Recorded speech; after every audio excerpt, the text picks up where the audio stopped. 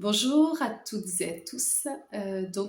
Aujourd'hui, je voulais vous parler simplement de mon expérience de ce qu'on pourrait qualifier de base astrale, parce que je pense que c'est important de l'évoquer. Moi, c'est une expérience que j'ai faite au début je vais dire, de cette partie plutôt initiatique que j'ai vécue, que j'ai déjà racontée, donc qui se passe en 2020. Sachant que début 2020, je vis mes premières expansions du cœur et j'ouvre la porte de tout un monde que j'avais mis sous cloche pendant des années. Fin 2020, je vivais l'état d'illumination. Entre-temps, j'ai eu plusieurs étapes qui sont initiatiques. Donc moi, mon initiation a été faite directement avec le monde subtil. Je ne suis pas passée par des enseignements extérieurs. C'est venu à moi directement par des initiations de maîtres ou de la conscience dans le subtil. Voilà.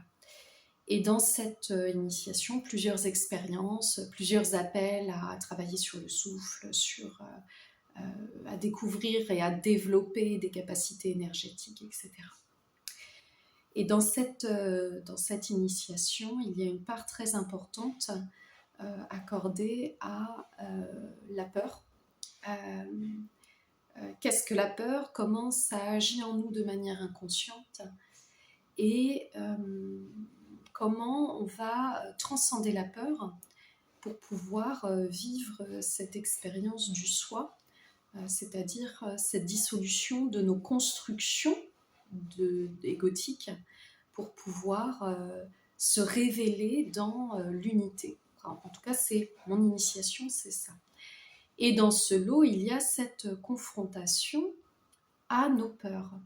Nos peurs, ce sont elles qui nous appellent à vivre, entre autres peut-être, mais en tout cas en grande partie, si ce n'est pas dans son absolu, qui nous appellent à vivre des expériences un peu négatives, qu'on pourrait considérer comme négatives dans le subtil. Et j'ai vécu plusieurs expériences qui me l'ont pleinement montré, que quelque part, tout partait de la conscience, c'est l'esprit qui est créateur, dans le sens où ce à quoi vous portez du crédit, ce dans quoi vous laissez votre conscience prendre place, va avoir une influence sur ce que vous allez percevoir dans les mondes spirituels. Que ce soit à travers votre expérience incarnée, dans vos perceptions externes, d'entités ou autres, ou que ce soit dans des voyages, dans un voyage astral ou dans des méditations, vous allez connecter à des espaces. Et il y a un moment, donc c'était...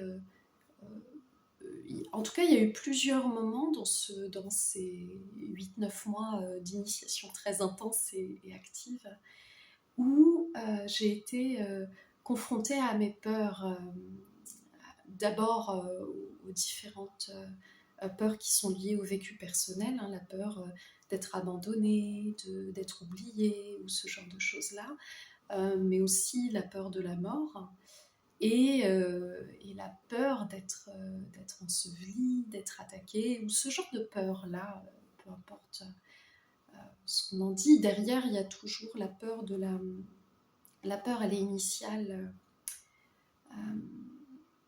à l'initiation de la peur plutôt, je voudrais dire, il y a la séparation du soi.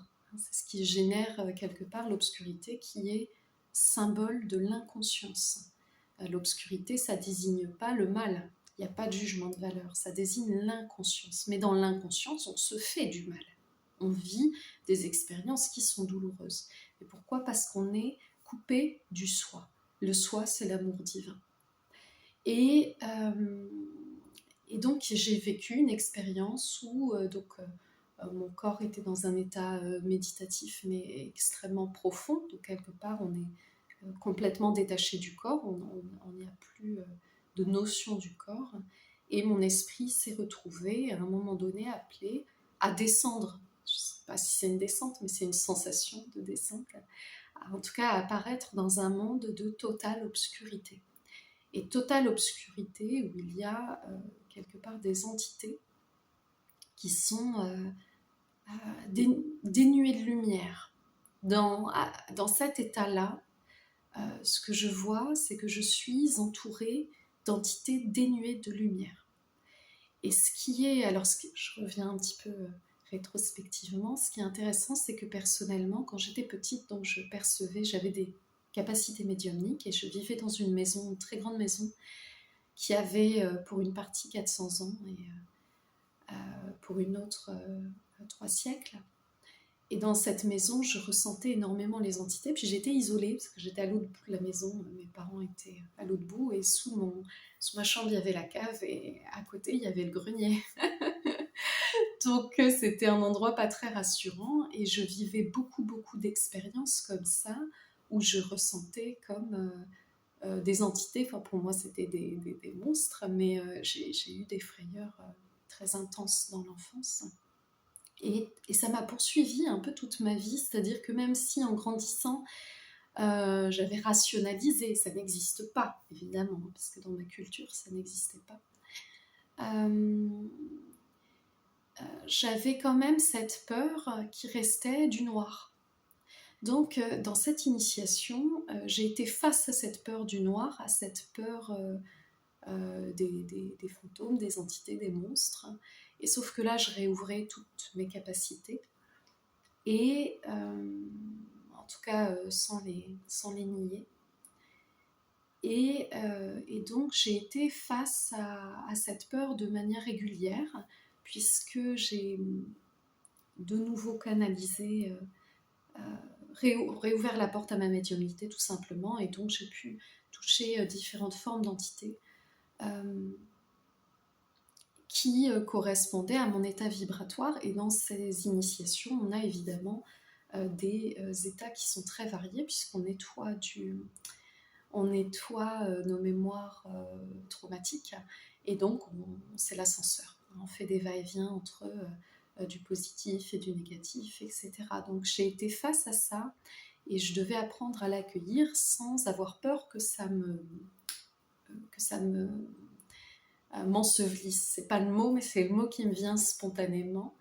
Et donc, ça a été un apprentissage de prendre du recul et de la hauteur par rapport à ce que je percevais, d'apprendre à me protéger dans le sens où il n'y a pas besoin de gris-gris pour se protéger, il y a simplement besoin de savoir que l'esprit est maître, et que c'est à nous de poser des limites en fait entre ce qu'on est prêt à accepter en termes de communication et ce qu'on n'est pas prêt à accepter, s'il y a des heures ou s'il n'y a pas d'heures, etc. C'est à nous de les poser de manière interne et de les vibrer tout simplement. Et ça, je l'ai compris assez vite. Donc j'ai posé beaucoup, beaucoup de limites personnellement, parce que j'avais pas envie que ça prenne trop de place dans ma vie, et aujourd'hui, il y a un bon équilibre là-dessus. Donc,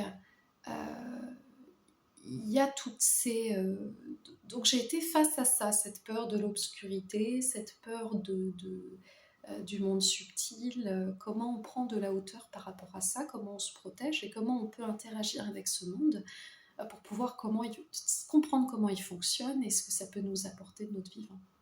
Et donc, après avoir eu plusieurs étapes là-dessus de compréhension de ces mécanismes-là et de ces interactions-là, et de dépasser les premières peurs de ces formes de communication, de compréhension, de connexion, et de l'obscurité, je me suis retrouvée donc dans ce qu'on peut appeler le bas astral. Et comme j'avais nourri cette foi en ma lumière, parce que j'avais un contact direct avec le divin et avec plusieurs formes de conscience très hautes en vibration, j'avais parallèlement nourri ma foi. Et j'avais compris que quand on était dans une foi absolue, il ne pouvait rien nous arriver, ça nous protégeait naturellement parce qu'on était connecté tout simplement à la lumière. Et l'ombre n'était plus une difficulté à partir du moment où on était dans cette connexion, dans cette reliance à la lumière. Voilà. Et donc j'ai pu vivre cette expérience-là, à être dans ce plan absolument obscur où on sent des êtres qui se rapprochent de toi en fait. Pourquoi je ne peux pas l'affirmer, mais comme si elles avaient un appel à peut-être à évoluer tout simplement, mais sans forcément en faire le choix, je ne sais pas. Mais en tout cas, elles ont un appel à venir vers toi. Et j'étais simplement dans un état d'être complètement calme, serein, et je les observais. Et en moi, il n'y avait pas de rejet, il n'y avait pas de dégoût, quoi que ce soit de cet ordre, comme on peut l'entendre parfois. Et c'est pour ça que j'en parle, c'est important. Je ne mettais plus de hiérarchie, d'échelle de valeur dans le fait d'exister. Pour moi, ces êtres avaient à un certain égard une existence et une légitimité à être, puisqu'elles étaient là.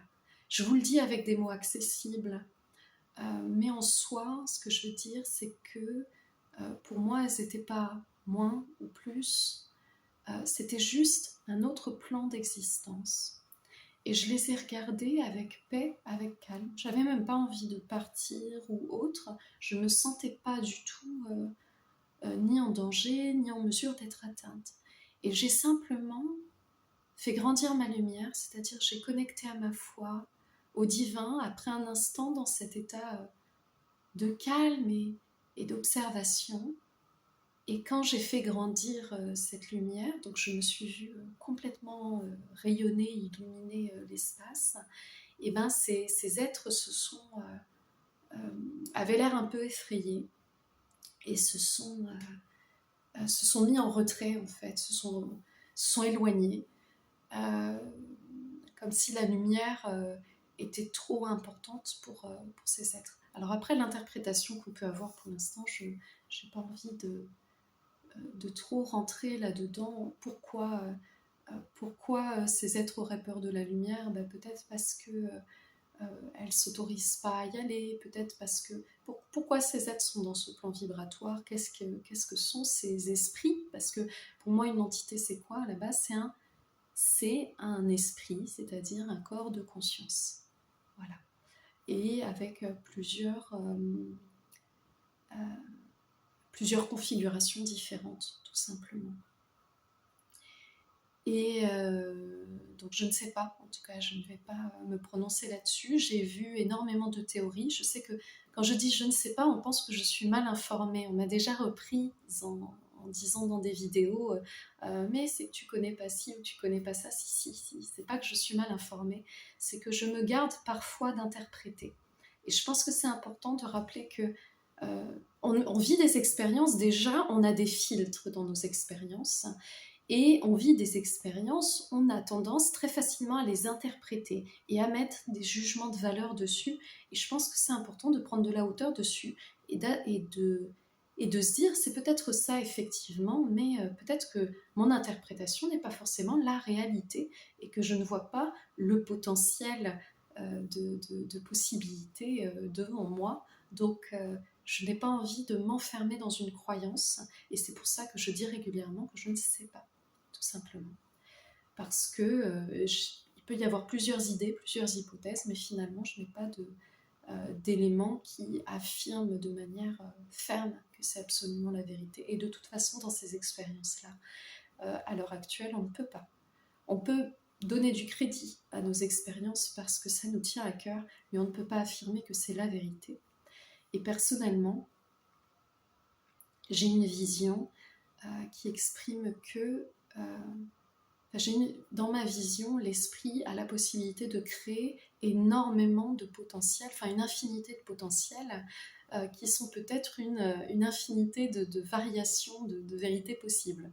Donc voilà, je reviens là-dessus. Au moment où je fais grandir ma lumière, ces êtres s'éloignent et simplement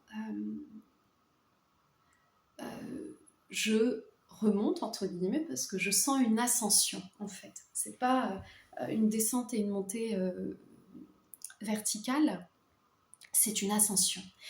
Et là, je reviens, donc je suis entourée de lumière, et puis je reviens en moi-même, et je réouvre les yeux, et je suis dans une complétude magnifique, dans une sérénité magnifique, et j'apprécie du coup consciemment aussi à travers mon mental cette expérience que je viens de vivre, parce qu'avant ça, on n'est plus dans les paramètres habituels corporels.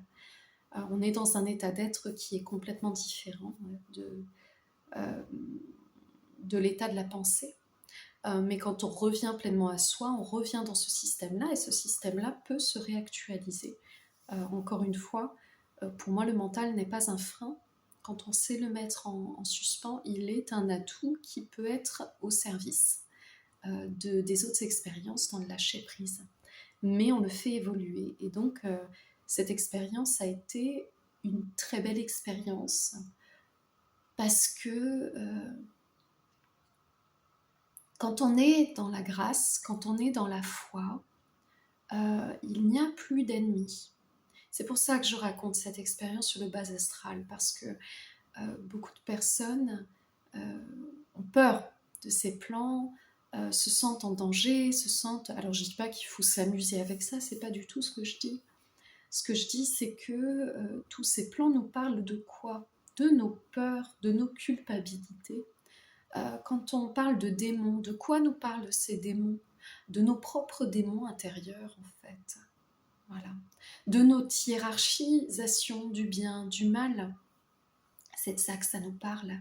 Et quand on comprend ça, et qu'on choisit d'être dans la foi, qu'on choisit d'être dans l'amour, ou en tout cas dans la bienveillance, qu'on choisit d'accueillir nos parts d'ombre, mais de donner plus de place à notre lumière dans nos pensées, dans nos actes, euh, eh bien, l'ombre n'est plus un problème, en fait. En tout cas, ça ne peut pas nous atteindre. Je veux dire dans l'être, dans les profondeurs de l'être. Voilà pourquoi c'était important pour moi d'en parler.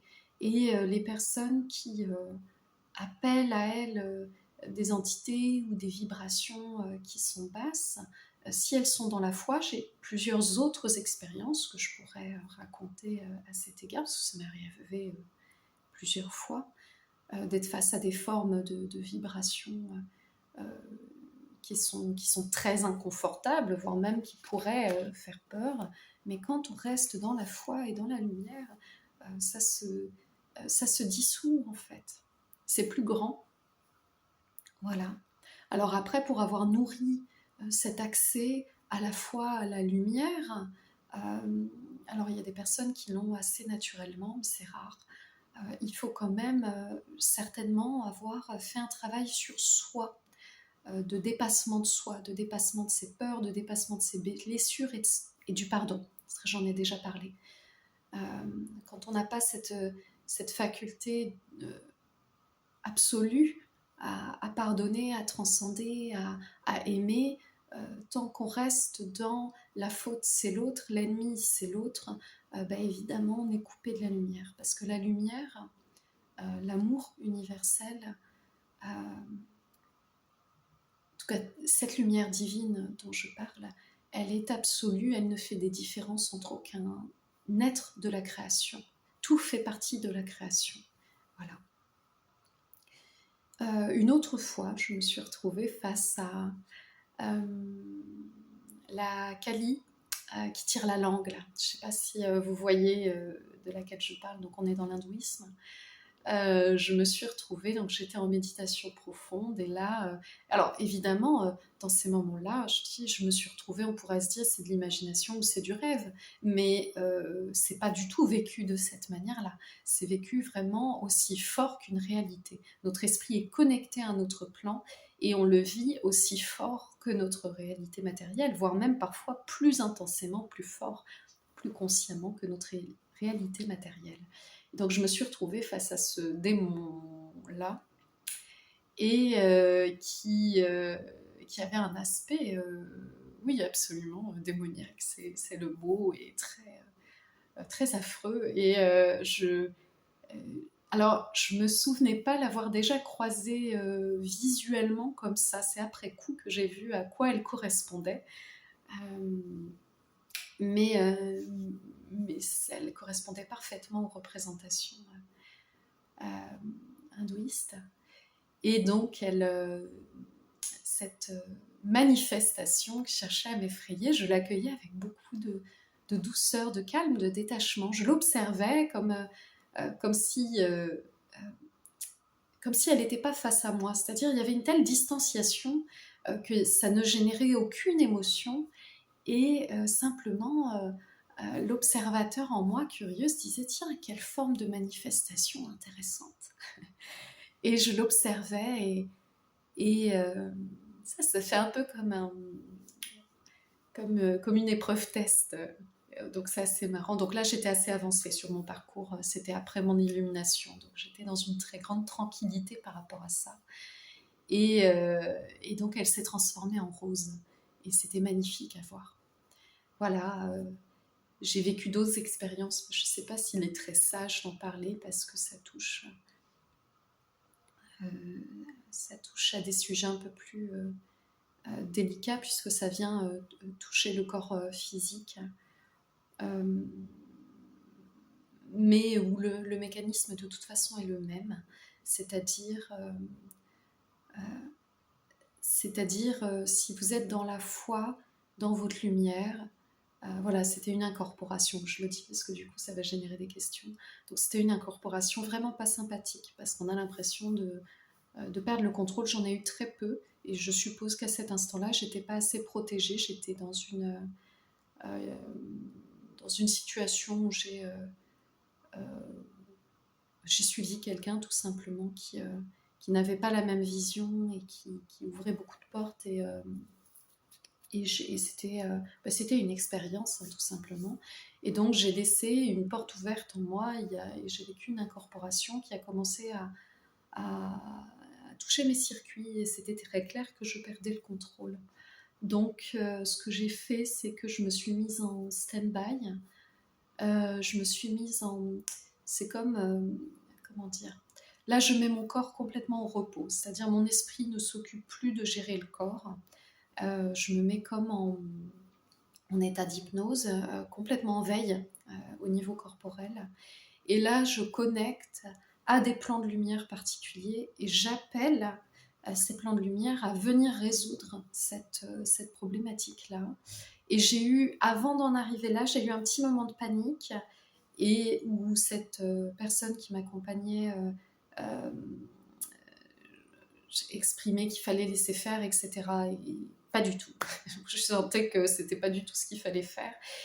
Et où ma guidance intérieure me disait lâche tout, connecte à la lumière et laisse faire. Et je sentais qu'au moment de panique, ça s'aggravait en fait. Et quand j'ai lâché tout et que j'ai laissé faire cette connexion et cette reliance et que j'ai absorbé la lumière, il a fallu quelques minutes. Et au bout de quelques minutes, j'étais de nouveau dans un état très positif et voire même encore plus positif qu'avant. Et ce que je ressentais avait été éjecté du corps physique. Donc, bon, ça, c'est des choses qui sont assez rares, mais si vous ouvrez des portes, vous pouvez ressentir des sensations comme ça. Donc, c'est pas un jeu. Peut-être que c'est important de l'exprimer aussi, ça, que c'est pas un jeu et qu'avant d'ouvrir ces portes-là, alors avant de faire pour ceux qui sont là-dedans, des urbex ou des jeux à contacter les défunts, etc., je vous invite à prendre du recul par rapport à ça. Moi, personnellement, ça m'a jamais appelé. J'en ai fait un tout petit peu parce que justement, une amie m'avait amené là-dedans et que c'était son plaisir et ça lui appartient et c'est ok. Mais sachez, elle a quand même de grandes, grandes capacités. Sachez il faut savoir comment ça fonctionne, comment vous fonctionnez au niveau de l'esprit, si vous ne voulez pas vivre des expériences compliquées. Après, personnellement, les expériences de cet ordre que j'ai vécues, parce que j'en ai vécu d'autres, mais peu, elles se sont avérées être de belles expériences parce qu'elles m'ont appris. Et elles faisaient partie de cet apprentissage, mais jamais ça n'a été une recherche de ma part. Par contre, travailler sur ses peurs, travailler sur son équilibre, travailler sur son émotionnel, travailler sur sa pensée, devenir maître de ses énergies, ça a fait partie de mon parcours. De cet apprentissage, je continue cet apprentissage parce que je pense qu'il ne s'arrête jamais, parce que plus on évolue et plus nos accès évoluent. Voilà. On accède à de plus en plus de puissance dans le corps. En tout cas, moi personnellement, c'est ça, à travers mon corps, parce que mon travail, c'est pas seulement de connecter à d'autres plans, c'est de le ramener dans mon incarnation. Voilà. Et de le transmettre et d'accompagner des personnes pour gérer ça. Mais on ne joue pas avec ça tant qu'on n'en a pas la maîtrise, tant qu'on ne comprend pas les mécanismes en fait qu'il y a derrière. Pourquoi ? Parce que derrière, si vous ne comprenez pas les mécanismes, il y a tout un monde imaginaire que vous pouvez créer autour de ça, et vous pouvez justement engrammer que l'autre c'est l'ennemi, qu'il y a des entités malfaisantes, que ci, que ça, et bien vous allez créer cette réalité-là. Pour moi, la base, quand on s'ouvre au monde spirituel, c'est de comprendre qu'il y a cette connexion à l'amour qui est possible et qu'on peut le vibrer pleinement, et qu'il y a cette confrontation à l'ombre qui est le reflet de notre inconscience, ou qui désigne notre inconscience, et donc qui est le reflet de nos peurs. Et c'est quand on travaille sur ces peurs, c'est-à-dire quand on réalise ces peurs et voilà, on fait des espèces de va-et-vient entre la lumière, la foi, la peur, l'obscurité, l'inconscience, etc. Là, on évolue spirituellement de manière saine. On évolue spirituellement vers notre complétude, vers notre harmonie, vers notre unité. Voilà. Donc, ce que je voulais dire de ces espaces, entre guillemets, sombres ou vibratoirement plus éloignés de la lumière, c'est comme ça que je le dirais. Il n'y a pas lieu d'en avoir peur, il n'y a pas lieu de les rejeter, il n'y a pas lieu de ressentir du dégoût. Ça, si c'est le cas, si on n'est pas en paix avec ses propres ombres internes. Voilà. C'est le cas à partir du moment où on juge. Mais quand on juge l'extérieur, c'est qu'inconsciemment, à minima, on se juge soi-même, et on a choisi d'absorber et de d'entretenir des normes de valeurs et des exigences de normes qui nous appartiennent. Mais personnellement, je trouve magnifique le chemin qui est de dépasser ces visions-là et de voir la beauté dans tous les plans de la création. Et quand on arrive à cet état où on est capable d'accueillir pleinement tout ce qui est, on peut vraiment vibrer notre unité, on peut vraiment vibrer l'amour. Alors ça ne veut pas dire qu'on n'a pas encore parfois des émotions qui nous submergent, ou des pensées qui ne sont pas toujours lumineuses, c'est possible. Mais en tout cas, ce n'est plus un problème, ce n'est plus un frein à simplement être dans le cœur, dans la paix et dans l'amour. Voilà. Je vous souhaite une belle journée, une belle soirée. Au revoir.